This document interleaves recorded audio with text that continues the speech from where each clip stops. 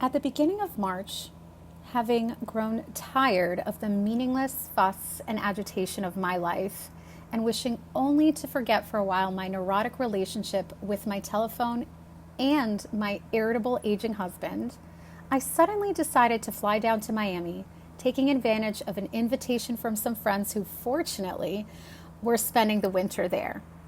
I bought my ticket, which could get me there as soon as possible, and after reconciling with myself to the high price I had to pay, I flew away from New York's snowless winter. 3 hours later, I emerged in a hot, damp summer under luxurious, lush, dense palm trees. The time I'd spent on the plane had flown away unnoticed, as if I'd gone down to buy groceries in our neighborhood by the Hudson in New Jersey. My friends, they lived in a very high building with a spacious marble vestibule opening right onto the beach. I got ready to spend 4 days on the sunlit beach that was cooled by the ocean breeze. At the very least, I thought, I'd clear my head of nonsense, walk barefoot on the sand, and swim in the warm ocean to my heart's delight. But the ocean and the beach turned out not to be that warm. There was no one on it. The ocean was warm, but not that pleasant. It was even a little unfriendly and evidently didn't want me. I splashed around in the waves and at the edge of the water and received a slap in the face from a wave. I asked the ocean to calm down. Again and again, I tried to get into it. Each time, it chased me out. My belief that salt water is good for the skin helped me to resign myself to the alternative. Instead of swimming, I just get myself wet at the edge of the salty ocean water. What a pity. Is that what I flew down here for?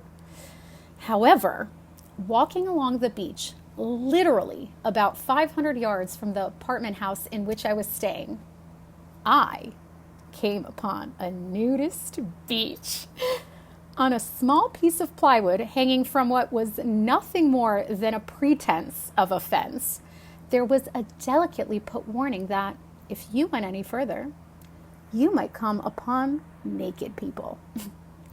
On several occasions, I dared to move forward into this rather large section of the beach, trying my best not to look at the somewhat small number of naked men there who, for some unknown reason, wore sleeveless tops that reached down to their belt lines. They wandered around the beach dragging their gear with them, looking as if they were waiting for someone to look at them with some strong emotion.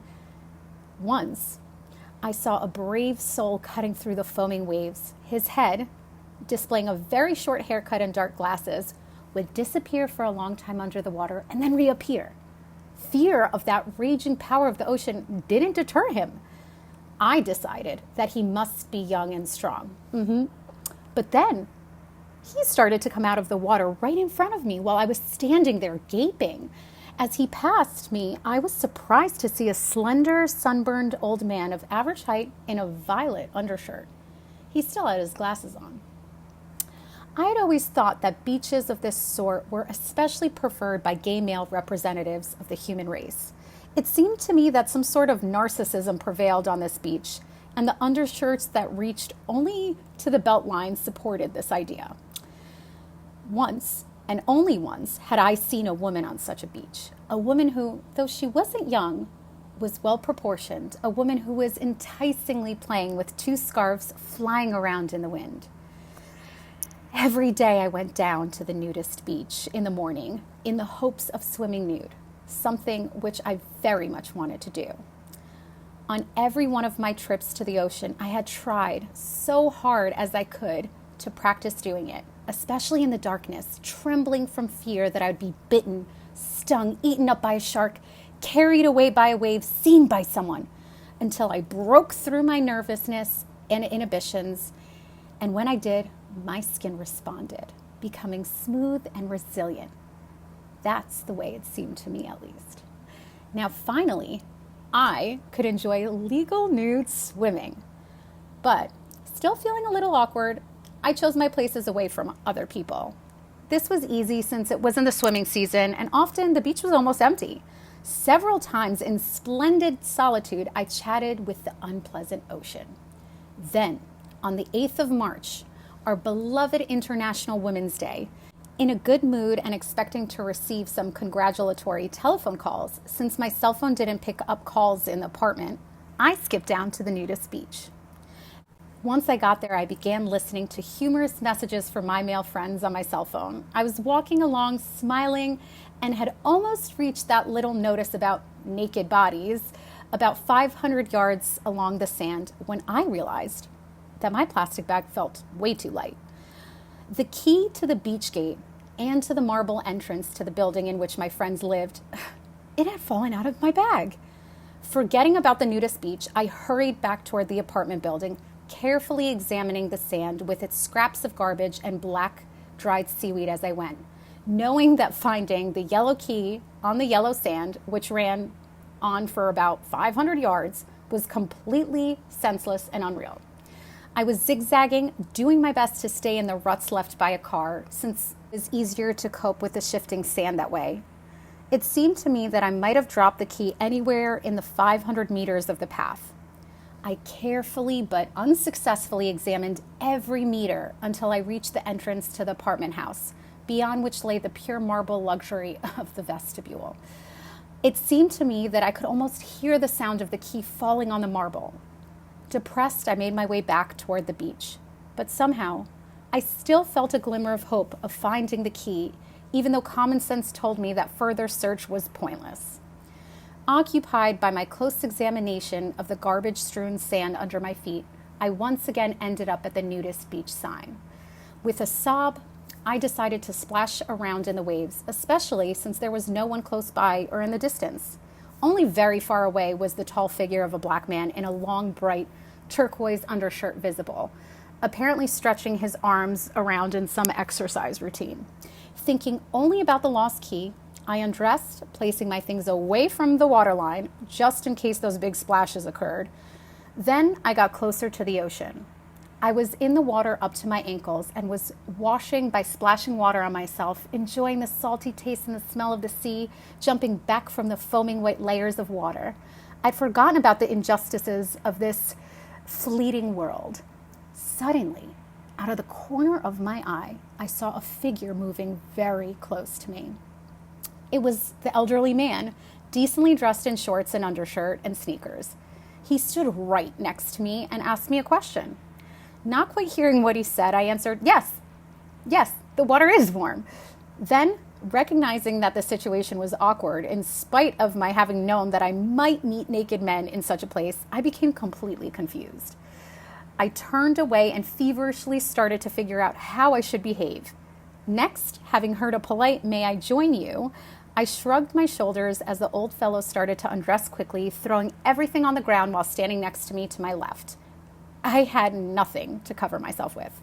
My hands would not have sufficed to cover my private parts, as in the paintings of the great masters, especially considering the dimensions of my body. To run to my clothes, laying in a heap some distance away, would have just been ridiculous. A handkerchief that could be used for games with the wind was also there, but that wouldn't work either. I threw a quick glance to the fellow on my left. The old fellow looked quite alluring, but completely relaxed. He simply said, "How pleasant is it to be able to go around nude legally?" I couldn't help agreeing with him, although I felt like a naked idiot. At this point, I made up my mind to get out of this legal but awkward situation with dignity. I took control of myself and pulled in my stomach as much as I could. I tried to keep my arms relaxed and somehow to get my heavy breasts to approximate the upright bosom of a young woman. Then, out of the corner of my eye, to my right, something caught my attention. I turned my head to the right and froze. Right next to me stood the tall, handsome, young black fellow in an emerald undershirt, not far beneath which hung his manly pride. Unusual, unprecedented, and totally perfect. To stare would have been at the very least embarrassing. He thoughtfully said, "Ma'am, it's very dangerous to swim now. When the wind blows in from the sea, the waves can drag you down deep." His concern touched me. I nodded in agreement, thinking how quickly on an empty beach witnesses to my freedom from clothing had appeared. And why had they approached me? And how could I most quickly run back to my panties and skirt? A pretty situation. Two men are standing on opposite sides of me, about 2 feet apart, and are looking at what just a little while ago was hidden by a button. When I was 16 or 36 or 40 or 45, where were those men? Where had Miami been with its freedom to be naked? Where had the young men been? Doing my best to remain gracious, I left the water and went back to my pile of clothing, threw on the transparent scarf, torturing myself with my panties when my sandy feet wouldn't behave, and stood up in the pose of the woman I had seen before, playing in the wind with the 2 scarves. A scarf covered me in front, reliably fluttering about in back, while I coquettishly clasped it to my side, just in case spectators should also show up behind me. The black fellow had slipped away without my noticing, as if he had never existed, as if he had never even watched me from far off. The old fellow stood next to me and tried to continue the conversation. Thinking that I lived nearby in one of those luxurious buildings, he became very animated as he told me where he lived. He asked me when I'd come down to Miami. He was trying to become closer to me. But my embarrassment had ended, and as I dressed, I lost interest in him completely and in the nasty, unfriendly ocean which wouldn't let me hide my nakedness in its caressing waves. For the first time in my life, I experienced a terrifying feeling of awkwardness, shame, and resentment toward my body and my age. I started back from the beach in a ridiculous state of shock. The problem with the key began to trouble me again. It wasn't enough that I'm not young, that in my case the quote-unquote train has already left the station. Even worse, I'm irresponsible. These people have invited me to stay with them, had received me so warmly, and I, fool that I am, had lost the special key they had given me so that I could lead a carefree life on the beach. Well, so be it, I thought. I would insist on paying the fine for losing the key, which my friends so graciously would not allow. I also didn't know that replacing the key not only cost $85, but also involved a good deal of trouble, including the filling out of several forms. So once again, I began searching for the key in the sand. I walked slowly, thinking about the unpleasant irritations of life. I had lost all hope as I thought of how our conscience tortures us. In my heart, I began to say blasphemous words. Oh Lord, prove that you exist. Help me find what I need. Then I literally bit my tongue as I thought, how can I dare to address such a silly request to the Almighty? And I became terrified by my own request. But stupidly, I continued to look for another 3 minutes along the path. Then I saw the upper part of a key submerged in the sand. Oh, what emotions surged within me. I fell on my knees, stretched my hands towards the heavens, and proclaimed loudly and joyously, Lord, you not only watch over us, but you laugh at us. Your sense of humor is beyond understanding. Glory to you, our Creator and Judge. Thank you for being. Oh, I felt festive, daring, and full of laughter. I hurried back to my friends and told them what had happened. They, of course, regarded my irrepressible fantasy as just another story.